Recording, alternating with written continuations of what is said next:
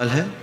देखिए, कर्मों के फल के संदर्भ में तो मैं पहले ये कहूँगा कि जो हम कर्म करते हैं उसका फल हमें तत्काल भी मिलता है और कुछ काल बाद भी मिलता है। कुछ कर्मों का फल तत्काल मिलता है और कुछ कर्मों का फल लंबे समय तक मिलता रहता है। उदाहरण के लिए मैं आपसे कहता हूँ,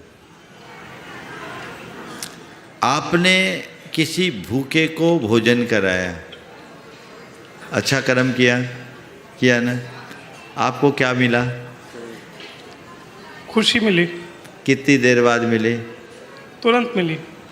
ये किसका फल है? कर्म का, जो हमने खाना खिलाया। अच्छे कर्म का फल है। किसी व्यक्ति ने किसी के कोई चीज चुराई, कैसा कर्म किया? बुरा कर्म किया। उसके मन में खटका कब आया? तुरंत। भैया चुरा तो लिया, उसकी नज़र न पड़ जाए। खटका आया ना?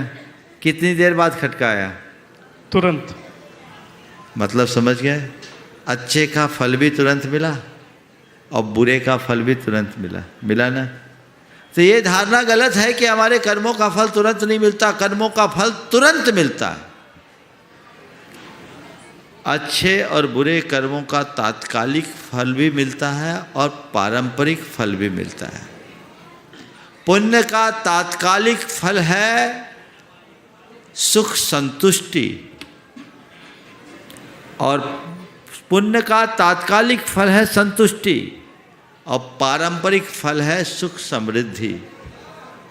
और पाप का तात्कालिक फल है संताप और पारंपरिक फल है दुख दारिद्र्य।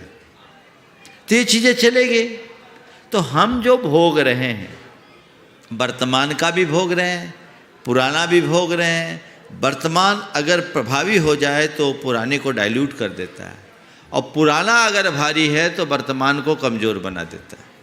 तो चीज़ें चलते रहती है एक साथ, समझ गए? लेकिन ये एक बहुत अच्छी व्यवस्था है कि कर्म का पूरा फल एक साथ नहीं मिलता, थोड़ा टाइम मिल जाता है। तो उसमें आत्मा को इतना अवसर मिल जाता है कि उस कर्म की जड़ उखाड़ दे, कर्म का रस निचोड़ दे। कर्म सिद्धांत की भाषा में हम कहें तो हम उस पूरे के पूरे कर्म के स्वरूप को ही बदल सकते हैं, उसे परिवर्तित कर सकते हैं, उसे बिना भोगे भी गला सकते हैं। तो ये सुविधा कब है? जब अंदर डिपॉजिट रहे। तो मैंने अतीत में कितना कर्म बांधा ये ज़्यादा महत्वपूर्ण नहीं है, मैं वर्तमान में कैसा हूँ ये महत्वपूर्ण है। अगर मैं वर्तमान में अच्छा कर रहा हूँ तो मुझे दोहरा लाभ मिल रहा है। मैं अतीत के पाप को साफ भी कर रहा हूँ और उज्जवल भविष्य की नींव भी रख रहा हूँ। इसलिए हमेशा अच्छा करने का उत्साह रखना चाहिए। ये तो एक बात हुई। दूसरी बात जो आपने क्या कहा था? कई बार ऐसी दुर्घटनाएं हो हाँ, जाती हैं। दुर्घटनाएं। ये दुर्घटनाओं को हम कर्म से जोड़ते हैं। ये बात पूरी तरह सही नहीं।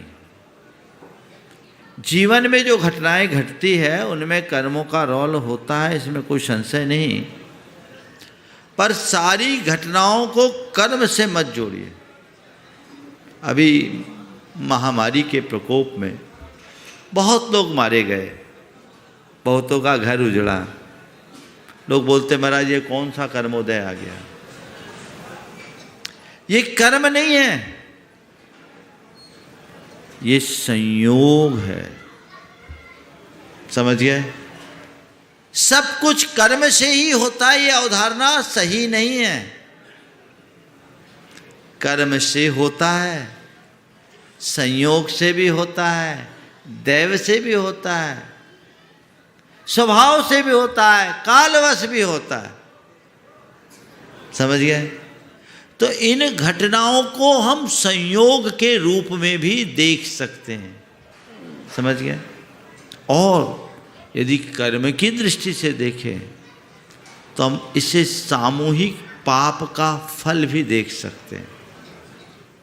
कई जगह हम लोग सामूहिक रूप से पुण्य भी करते हैं और सामूहिक रूप से पाप भी करते हैं।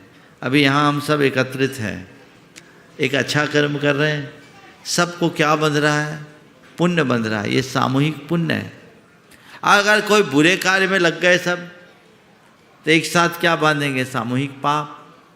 अब ये हमारा आपका सामूहिक पुण्य और सामूहिक पाप वैसे संयोग बनाएगा, अगर सामूहिक पाप का उदय एक साथ आएगा तो ऐसा संयोग आएगा कि सब एक साथ चपेट में आ जाएंगे। समझ गए? तो संयोग बहुत बड़ी ताकत रखता है। इसलिए जीवन में घटित हर घटना को कर्म का योग या संयोग मानकर स्वीकार लेने वाला कभी दुखी नहीं होता, क्योंकि ये संसार का स्वभाव। नमस्ते।